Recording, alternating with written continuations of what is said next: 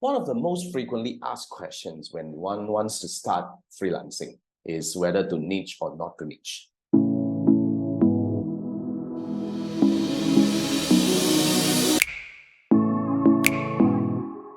I can actually quickly share with you my experience. When I first started freelancing, I was doing a lot of things. I was doing design. I'm a self-taught designer using Adobe Illustrator. That was really back then. And I also help people build websites using WordPress. And I was also doing a bit of consulting job and copywriting as well. Now, when I was actually doing like that, freelancing in that way, where I do several things at one go, I actually enjoy where I was able to get jobs because people will ask me, oh, what do you do? And I'll say that I do this and all that. I can actually go around and ask, hey, what kind of help you need? And I'll be able to help you. But the downside of it is I was not able to fetch a very good rate because people don't see me as an expert. People see me as more like a tool man, like a Swiss Army knife where, whenever I need help, I look for him. But he's not an expert, So eventually, that's how I actually pivoted and come towards the later part of my career. One part of the thing that one of the things that I did when I was building my agency was actually website development. So when I was doing website development, I decided to go niche, as in instead of building a website for 1,500 or 2,000 ringgit, that's about $250 to $500 back then. I decided to position myself as a company that built website for $1,500 and above, which is back then about 6,000 to 8,000 ringgit. So that's how I position it. So what happened when I position myself that way is, I actually definitely get lesser clients, okay? But all the clients that I get are those who actually value me as an expert. So what I did was I was actually sharing my opinion about other websites. I audit other websites and I share it publicly on my blog. And whenever I have opportunity, I shout about it on social media about my opinion. So when I actually share my experience or share my opinion, I was positioned as an expert. So when I'm actually an expert, I can actually charge a premium. And of course, when you attract people who wants to work with experts, these are the people who actually respect, and you get the money you want, and you also get the respect you need. So up to now, if you ask me whether to niche or not to niche, I would say you have to learn how to niche in strategically. So how do we actually do that niche in strategically? I think this is something very important for you to ponder. I do not know what is your business right now. Of course, when we talk about it during our one-on-one session, we can actually have deeper discussion. But I guess I want to give you a more generic idea about how do we actually niche in strategically. So the benefit of niching strategically is definitely you're able to build an authority, but building an authority is the goal, but it's also the process. That's why when you want to niche, you know that you have chosen an area or a piece, a portion of the job. Like let's say when it comes to digital marketing, I can actually do the entire digital marketing, but I niche into Facebook advertising. So when I niche into Facebook advertising, I need to build my authority because eventually I want to build myself as an authority. So how do I build my authority become a question to ask? Okay, that's why you have to be very vocal. When I say vocal, it doesn't have to be like making videos, but you have to be vocal as in like, you need to have a stand. You need to have in a way like a philosophy, like the way I do Facebook ads using my two-step funnel framework. People respect that. People want my framework. That's why they come to work with me. They want to apply my framework to their business. But in order to achieve that kind of status as an authority, you need to build it. That's why you need to be ready to be very vocal in many ways, whatever ways that you're comfortable or maybe not so comfortable with, to actually keep pushing. So that's one thing that, the benefit of niching or the process of niching. And of course, as I mentioned just now, if you are being perceived as an expert, you charge higher. That's for sure. All right. You're not a Swiss Army knife where, you do it for money. No, you have a philosophy. People choose you because they want the way you do it. They want the way you design. They want the kind of design idea or the way you draw out the essence of their brand, to be applied on their business. So as an expert, you charge so much higher. And when you charge so much higher, you get to enjoy the kind of lifestyle with lesser clients, which means lesser headache, which means, you get to actually have a more balanced lifestyle, which is a very important thing. Like back then when I was talking about it, the website development, all right? In order to have 10,000 ringgit, I mean, I'm just saying that 10,000 ringgit revenue every month, for anyone who charges 1,500 to 2,000 ringgit back then to build a website, they need to have at least, like 7 to 10, I don't know, like 5 to 10 clients. But for my case, because I was charging 6 to 8,000, I only need like 2 clients.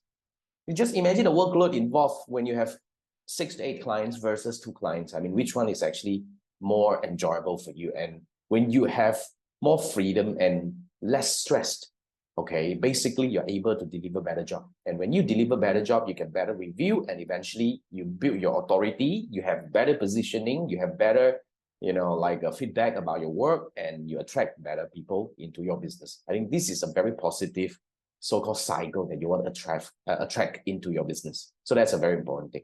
All right. And of course, I'm not saying that when you niche in, you don't broaden out. So that's why you have to understand the importance of niching in and broaden out. Like, for example, I started as a Facebook advertising expert. After building this for years, eventually it's natural. People will ask, would you be able to do Facebook? I mean, LinkedIn advertising, YouTube advertising, TikTok advertising? Of course I can, and then I actually can branch out, because as long as I have a framework in place, let's say my 2-step funnel framework, it can be applied to Facebook, and it also can be applied to cross-platform, like connecting Facebook with YouTube, connecting Facebook with TikTok, connecting Facebook, TikTok, and YouTube together, and even email. So this is how I broaden up. And when I do this, okay, I'm able to convert my existing clients to go into my other programs. First thing, I mean, I can actually easily make money from that. And on the other side, I'm able to actually branch out to different audience whenever I have new offerings. So niching and broad out is definitely a way to go. And when you have a positioning, it's a lot easier for you to claim expertise in other industries or other platforms, because people already believe in you. I think that's something that is very important. The trust factor plays a very important role. All right. And of course, we can also niche in by skill set, industry platforms. Like, let me give you an example, right? One of the things that I do is, at one point, I was actually doing a lot of Facebook advertising for real estate developers or the real estate agency. So when I niche in like that, I talk a lot about this industry, because this is where you choose the most profitable industry for your business. Like back then, I would say back then, even now, to be frank, the biggest spender when it comes to Facebook advertising, other than e-commerce, it will be property developers. First, they have the margin so that they can actually dump in a lot of money. All right. And then when they can dump in a lot of money, they need a better expert to manage their campaign or to coach their people to do this. So when I niche into that, okay, I attract this bunch of people, and it's a lot easier for me to close, because eventually, like recently, a smaller time developer came to us and say, hey, I want to actually train my team. So when I actually bring up a very high profile developer that I work with from since 2017 until now, it become a very natural closure for these people and say, hey, of course, I want what they have developed. I love what they do. So tell me more. How can I actually have this for my team? So it's a lot easier for you to actually, really, it's a lot easier for you to close your case, after you have accumulated some cases. So niching by industry is definitely one thing. Now, another thing is the niching by skill set. How do we actually say niching by skill set? Like, for example, you can actually say that I set up Facebook ads for lead gen, like, what do you do? Or maybe what we can do here is, let's say when it comes to design, there are vast practices that you can do when it comes to design or graphic design, but you niche into logo design. So when you niche into logo design, you can say that, hey, okay, this is how things start. And you can also consider whether you want to build a journey for your business, which we will talk about it later on, whereby, you do something that attracts people with a very initial need, which would create more needs along the way. Like, for example, okay, you build a WordPress website for them. So when you build a WordPress website for them, so that's the first thing, right? Then you can tell them that, hey, I also provide WordPress support. You can actually upsell them a yearly package where you become their support person to manage whenever they need help.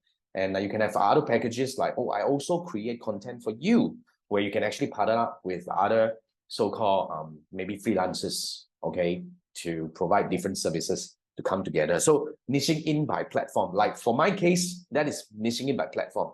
Instead of general Facebook digital marketing, I niche into Facebook advertising.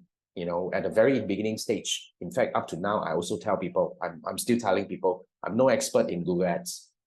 Okay, I can't do that. I'm no expert in SEO, so I can't do that as well. But I am definitely specialized, and people appreciate that because, especially when they are very serious about their business, they want specialists. So when you are being perceived as a specialist, eventually you will have a different positioning and you will have a better freelancing career because you fetch higher value and you create more satisfaction to your clients and you build authority, and well, that's how you grow your freelancing business. So that's my take on niching strategically. I want you to think about that for your business and eventually start testing. I mean, I wouldn't say that you will be able to achieve that kind of like, oh, this is it. This is the aha moment. This is the best positioning I want. I constantly test my positioning. I constantly test new positioning and maybe throw away those that are not working and all that. And even a working positioning, you can also keep modifying it and optimizing it to make it better and better. Remember, this is a continuous thing. Building a business is not something that you build it and it will be there and it will keep growing.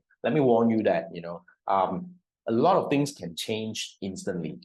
Like seriously, back then when I was actually doing physical training, it was good, but out of a sudden the COVID hit, and we had to start all over again, and things change, consumer behavior change, the needs change. So you have to be very responsive and be very liquid and agile to adapt into all these changes that may come your way. Do you need help with your freelance marketing or freelance business building? Scan this QR code. Let's have a brainstorming session over a Zoom call.